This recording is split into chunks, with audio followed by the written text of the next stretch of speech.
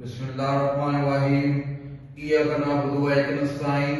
अस्सलाम वालेकुम स्टूडेंट्स, आज हम लोग आईकम पार्ट 1 के प्रिंसिपल ऑफ अकाउंटिंग बुक के पास्ट पेपर स्टार्ट कर रहे हैं। पास्ट पेपर में जो हमारा पहला चैप्टर होगा वो जर्नल होगा, यानी पास्ट पेपर में जो जर्नल के हमारे पेपर्स में क्वेश्चंस आए हुए हैं वो मैं सॉल्व करूंगा। तो पहले हमारा जो ईयर है वो 2024 में जो क्वेश्चन आया था वो मैंने व्हाइट बोर्ड पे लिख दिए। अब मैं इसे सॉल्व करूंगा। तो आप भी अगर ये लेक्चर सुनना चाहते हैं तो पहले आपको इस जर्नल के रूल्स आने चाहिए कि डेबिट क्या होगा, क्रेडिट क्या होगा। ठीक है, उसकी भी मैंने अलग से वीडियो बनाई है, वो आप पहले सुन सकते हैं। ठीक है, so let's start to solve the past paper. First entry started business with cash ₹2,50,000। तो कारोबार शुरू किया है, यानी क्या एंट्री होती है जब भी बिजनेस स्टार्ट करते हैं, बिजनेस में कैश आया है।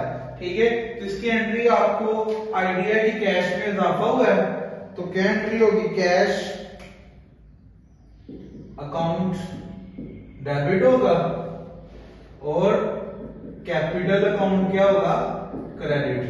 तो कैश में इजाफा हो तो कैश डेबिट होता है, कैपिटल में इजाफा हो तो कैश कैपिटल क्रेडिट होता है। और नीचे आपने नरेशन लिखनी है। ठीक है, नरेशन मैं यहां नहीं लिखूंगा क्योंकि स्पेस कम है। नरेशन क्या होती है, नरेशन वही लिखते हैं जो यहाँ पे लिखा होता है। बीइंग का वर्ड लिखते हैं, यानी मैं एक नरेशन लिख देता हूं यहाँ पे, बीइंग स्टार्टेड बिजनेस। तो बेटा ये नरेशन आप लिख सकते हैं, यहाँ पे डेट नहीं है तो यहाँ पे 1 जो मेंशन है वही लिखते हैं। इसके बाद नंबर 2 एंट्रीज की बात करते हैं। Deposited ₹40,000 into bank. तो दूसरी जो ट्रांजैक्शन है उसमें यहाँ पे मेंशन है डिपॉजिटेड ₹40,000 इनटू बैंक, यानी बैंक में आपने पैसे जमा करवाए हैं। ठीक है, जब आपके पास कैश होता है और आप बैंक में जमा करवा दिए, कैश तो कम हो गया लेकिन बैंक अकाउंट में इजाफा हुआ है, तो दोनों एसेट हैं। बैंक अकाउंट में इजाफा हुआ है तो बैंक डेबिट होगा, एसेट में इजाफा है डेबिट, और एसेट में ही कमी हुई है यानी कैश आपसे चला गया बैंक में तो कैश क्रेडिट हो जाएगा। ठीक है, तो नरेशन आप खुद लिख लें, बीइंग डिपॉजिट इनटू बैंक।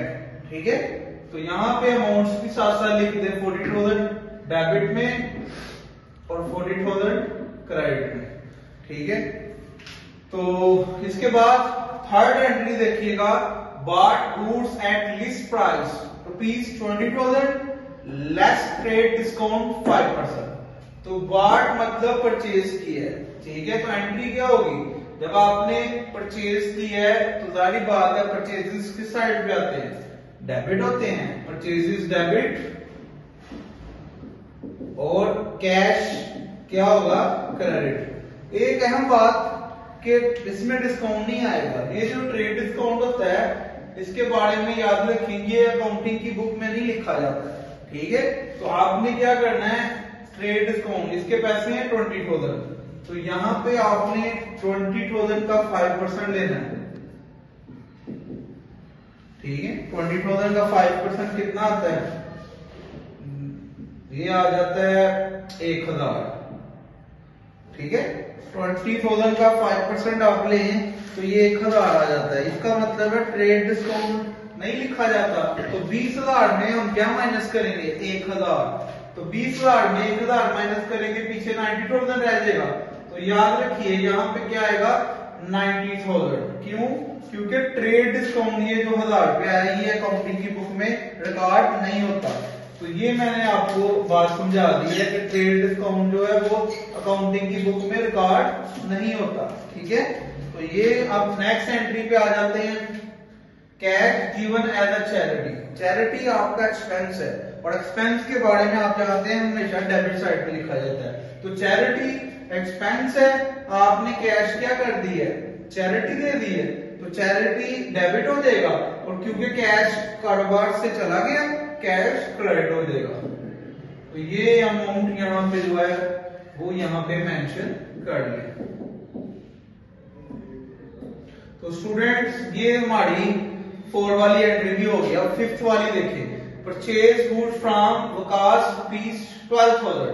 तो उधार पे आपने चीजें दी हैं, कैश पे नहीं, वकास से ली है। तो परचेजेस आप सबको पता है डेबिट होता है, और वकास जिसके पैसे देने हैं वो क्या होगा, क्रेडिट। तो परचेजेस डेबिट, वकास क्रेडिट। तो ये एंट्री होगी हमारी 5वें नंबर पे, और अमाउंट यहाँ पे डेबिट पे भी 12,000 आएगा और क्रेडिट पे भी 12,000। Next, goods return to Waqas 1,000 रुपए की आपने जब खरीदी थी तो परचेज डेबिट हुआ था, और वकास के क्योंकि पैसे देने थे तो ये लायबिलिटी है। अब आपने चीजें वापस कर दी तो रिवर्स एंट्री हो जाएगी, ठीक है। ये जो एंट्री है ये रिवर्स हो जाएगी। वकास ने आपको चीजें, आपने वकास को चीजें वापस कर दी हैं 1,000 रुपए की, तो वकास डेबिट हो जाएगा और परचेज क्रेडिट हो जाएगा, मतलब परचेज रिटर्न, ठीक है। तो ये हमने यहां तक एंट्री कर ली है 6 तक, तो ये 1,000 आएगा। अब स्टूडेंट क्योंकि जगह कम है तो इसीलिए ऊपर वाली एंट्रीज आप नोट कर लीजिएगा। ये मैं मिटा देता हूँ कुछ एंट्रीज, पहली दो, ठीक है, यहाँ पे अमाउंट लिख लीजिएगा। तो पहली 2 एंट्रीज मैं मिटा देता हूँ, आप वीडियो को पीछे करके देख सकते हैं अगर किसी ने देखनी हो। तो ये मैं एंट्रीज को मिटा देता हूँ यहाँ से। आप तो अपने रजिस्टर पे कर रहे होंगे तो आप रजिस्टर पे आगे पेज पे कर सकते हैं। अब 7 वाली एंट्री देखिएगा, गुड्स रिटर्न, ये हो गया 7 वाली, receive interest on investment rupees 500।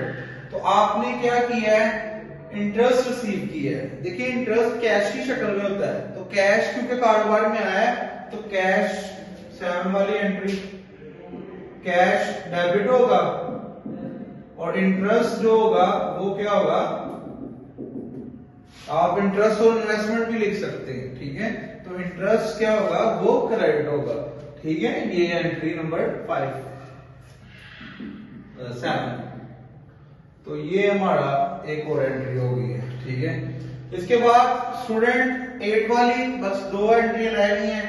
Office equipment purchase, जब भी कोई नाम आ जाए, जब कोई चीज खरीदते हैं परचेज डेबिट होता है, लेकिन जब नाम आ जाता है फिर नाम ही लिखना पड़ता है। तो ऑफिस इक्विपमेंट आपने खरीदा है तो ऑफिस इक्विपमेंट डेबिट और कैश क्या होगा, क्रेडिट, ठीक है। अमाउंट आप लिख लें, तो थोड़ी स्पेस हमें और बनानी पड़ेगी, ठीक है। ये यहां पे क्योंकि जगह कम है तो ये हमने स्पेस बना दी। तो स्टूडेंट इसको तो आप अमाउंट भी लिख लें। अब हम लोग 8 कर लिए, 2 रह गई हैं बस। Paid electricity bill, electricity bill दी है, बिल हमारा एक्सपेंस है, डेबिट साइड पे आएगा और कैश कम होगा। जब आप बिजली का बिल देते हैं आपका कैश कम हो जाता है, तो यहां पे आप लिख लें इलेक्ट्रिसिटी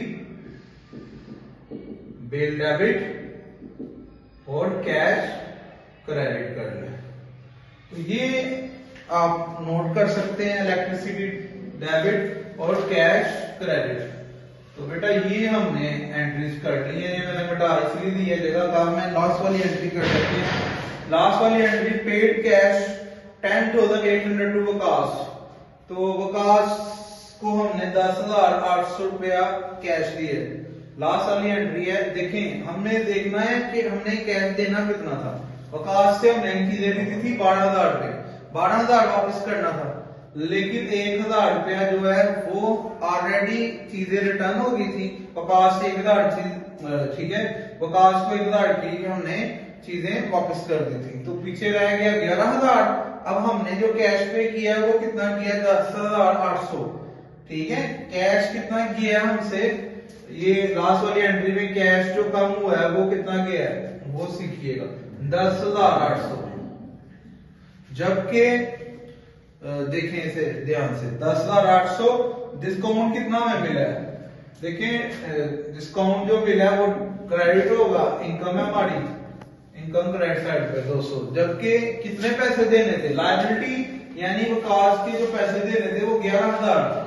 तो वकास किधर आएगा, वो डेबिट हो जाएगा जब लायबिलिटी कम हो गई है, ठीक है। 11,000 देना था लायबिलिटी थी तो क्रेडिट साइड पे लिखा गया था, अब पेमेंट हो गई है तो अब वो डेबिट साइड पे आ जाएगा। तो ये स्टूडेंट आपका क्वेश्चन था 2024 का पास्ट पेपर। उम्मीद आपको क्लियर होगा। अगर इसके हवाले से कोई आपका क्वेश्चन है तो you can ask me about these entries transactions, कोई भी। इसी तरह नेक्स्ट वीडियो पे इंशाल्लाह हम फर्दर इसके न्यूमेरिकल क्वेश्चन सॉल्व करेंगे पास्ट पेपर के। ठीक है, लाजमी वीडियो को लाइक करें, शेयर भी करें। Thank you very much. Allah Hafiz.